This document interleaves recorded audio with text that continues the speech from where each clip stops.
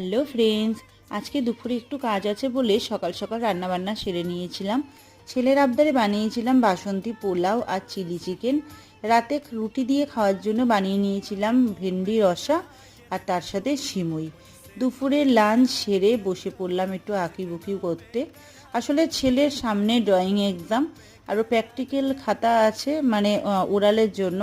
সেই খাতার উপরে এবারের ওদের কাজ পড়েছে অব্র দিয়ে ডিজাইন করতে হবে, আর সেটাই বানিয়ে নিলাম আজকে দুপুরে। এই হচ্ছে সেই ফাইনাল লুক, পুরোটাই অব্র দিয়ে কাজ করা। বিকালে একটু কাজে বাইরে বেরিয়েছিলাম, তাই আমাদের জন্য নিয়ে এসেছিলাম অরুণ আইসক্রিম।